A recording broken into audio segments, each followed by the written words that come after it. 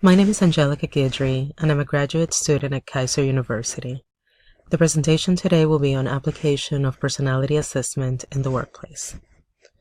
Some of the topics that I will be covering are based on an overview of personality assessment, and it would include some examples on the way personality assessments are applied in the workplace, including identifying personality traits in the form of job selection, how employees or candidates may utilize the faking mechanism, job knowledge and performance, as well as limitations.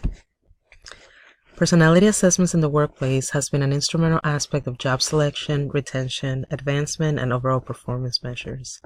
Personality assessment is often defined as paradigm of an individual's psychological traits, states, values, interests, attitudes, worldview, acculturation, sense of humor, cognitive and behavioral styles. Many of these components play a substantial role in the workplace and have been applied in a variety of ways. Self-report is also a method of personality assessment and has been empirically supported for its psychometric validity, as well as its effectiveness in identifying job-relevant traits and their ability to predict various dimensions of job performance. Following are examples of personality assessment implementation in the workplace, gathered in the form of peer-reviewed journals from the Kaiser University Library. The Neo-Personality Inventory and the Myers-Briggs Type Indicators are two commonly applied assessments to measure personality traits in the workplace. The Neo-PIR focuses on 5 components of personality, including neuroticism, commonly referred to as emotional stability, extroversion, which observes the ability to sociality and be assertive, openness, which refers to the intellectual factors, creativity, and open to experiences, agreeableness, examines sympathy, altruism, friendliness, and relatedness to others, while the conscientiousness focuses on planning, organizing, and follow-through. The MBTI, on the other hand, is comprised of 4 polarities, which could bring upon a result of 16 possible letter combinations. The MBTI was created by a mother-daughter team of Catherine Cook Briggs and her daughter Isabel Briggs Myers, whom were inspired by the theories of C.G. Jung. The 4 schisms of MBTI include extroversion and introversion, sensing and intuition, thinking and feeling, judging and perceiving. These components have been strategically applied to address how certain aspects of the individual's characteristics are relevant to the job or career interests, and has been widely recognized in the field of psychology as a prominent tool of personality evaluation and measurement. There are corporations that may apply a job screening process in which the applicant participates in a one-on-one confidential assessment to assess certain strengths and weaknesses of their personality. In other ways, as an employee seeks out development and advancement, another type of assessment such as the BFI, MBTI, and other variations applying the 5-factor model may be utilized to measure the employee's potential and current ability to take on additional responsibilities while effectively handling the pressure that may come with the promotion or change of positions. A study by Rob Baldwin and Bashwer in 2006 highlights the application of Development Assessment Centers, DAC, as another way to assess personality with the objective to develop those in managerial and supervisory roles.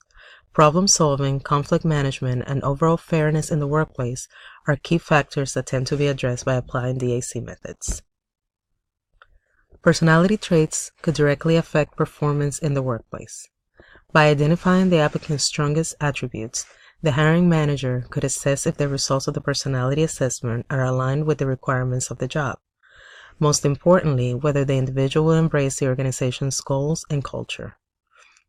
A study in 2007 explored the implementation of personality assessment, cognitive ability assessment, psychometric intelligence, and academic performance. The participants consisted of administrative personnel, floor workers, supervisors, while controlling the experience that they've had through the years, age, and education. The case study monitored performance against personality traits measured by the Big 5 inventory, including neuroticism, extroversion, openness, agreeableness, and conscientiousness. The BFI has been effectively applied to adults and children and has been empirically supported with case studies including over 1,267,218 participants. The case study concluded that those employees that remain in the organization long-term demonstrated higher levels of performance metrics, positive personality traits that directly impacted job performance and engagement. Corporations have many different standards of operation and management. As far as job selection, they often rely on antiquated employee handbooks that give a vague description of the organization's expectations and mission statements. Nevertheless, there are organizations that undertake a meticulous selection process to select those that will be appointed to supervisory, managerial, and executive levels. The cognitive abilities and personality traits of executive-level participants were measured and examined as methods that allow for more comprehensive outcome. A study in 2014 presented a study that supports the application of collaborative therapeutic assessment, CTA, for organization settings looking to select personnel based on adaptive behavior, observation, and leadership development. The study concluded that about 83 members of APA, which are professionals in the field, participated in the study and fully support the application of CTA for personnel selection and development. Another study in 2013 compiled a group of executive-level individuals which define assessment and categorizes participants as high potential, which is someone below the VP level who is seen as having the capability to progress into leadership positions, senior executives, which are leaders in the mid to upper leadership level in the organization, and the assessment is defined as the use of standardized tools and methods to evaluate an individual's capability and or behavior to make personnel decisions and or provide development feedback. The study highlighted the results from the surveys collected from the 84 participants from the different organizations, and based on the result, it was concluded that personality assessments such as the 5-factor model are instrumental in some of the following areas, including development needs, identification of potential, confirmation of potential, succession planning, self-initiation, internal job placement, confirmation of skill, acquisition and capability, and external recruitment and selection. Another factor to consider as it relates to personality assessment and job selection is faking. According to a study in 2007, there are two critical concerns of utilizing personality assessments for job selection: the inability to predict job performance and the risk of inaccurate scoring as a result of faking. Highlighting the term impression management, defined as the ability for the test taker to manipulate their behavior during a social interaction, which in turn reflects a positive impression of themselves, tends to be a common approach to how faking impacts the outcome of the assessment to match social desirability. A case study in 2017 included 141 participants who completed the Hogan Personality Inventory, HPI.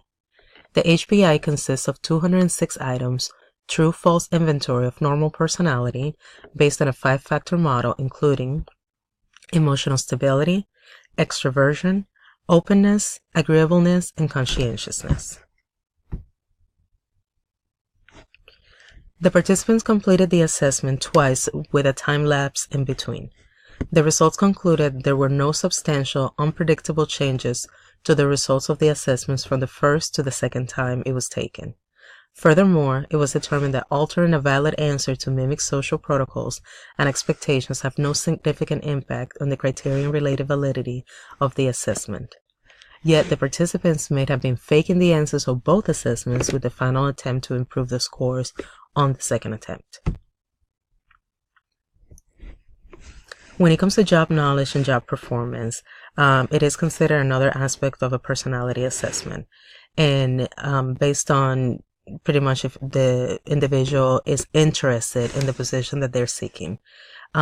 This aspect of process incorporates job knowledge, job performance, and direct interest on the job. A study conducted in 2010 gathered 418 participants who were all men and women from various ethnic groups with different vocational jobs designations in the Army, including combat, maintenance, surveillance, intelligence and communication, and logistics and supply. All participants had been serving for an average of 26.79 months and underwent a series of assessments for the study. The objective of the study was to examine the effectiveness of the personnel multi-trait, multi-method approach to examine job satisfaction and retention based on the interest and knowledge. The different components utilized during the study included work suitability inventory to measure personality traits, which is based on the Big Five model, including cooperation, achievement, self-control, energy, and adaptability and flexibility. The Armed Forces Qualification Test, which was retrieved from the personal records and measures cognitive ability, and the Work Preference Survey. The participants were selected on the basis that the recruiter and the applicants felt that their skill set and interests matched those of the organization. There are also those that have longevity with the organization, which may be translated as job satisfaction or at a minimum certain interests being met that has kept the employee from swaying away from the organization. Some of the limitations when it comes to personality assessment, even though it has exponentially gained popularity in the industrial and organizational spectrum of psychology,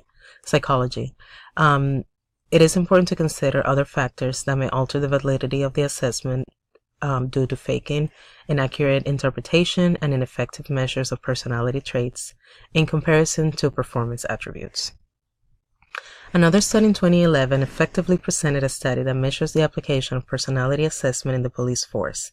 By 2009, 31 states were mandated to apply one of the following assessments as part of the recruitment process: the Minnesota Multiphasic Personality Inventory 2, Clinical Analysis Questionnaire, California Personality Inventory, 16 Personality Factor Questionnaire, and Cultural Fair Test of Intelligence.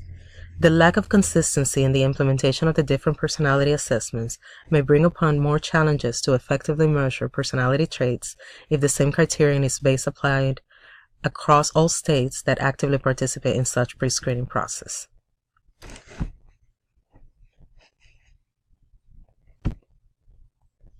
Although the initiatives assist in assessing personality traits that would qualify the individual to handle different aspects of being a police officer, it may not effectively cover any mental health concerns which may not be readily manifested. The study continues to point out that those administering assessments in the police force should have extensive knowledge of the police industry. Another limitation highlighted by a study in 2007 is that individuals who are aware of their negative attributes may alter their responses to portray themselves in a positive manner. As opposed to a truthful one, this brings a point of future consideration in which it is critical that those administering the various methods of personality assessment are professionals apt to do so. It is also important to align the company's ever-changing directives with the criteria covered by the assessment utilized for job selections, development, retention, and for performance measurements. Thank you for your time.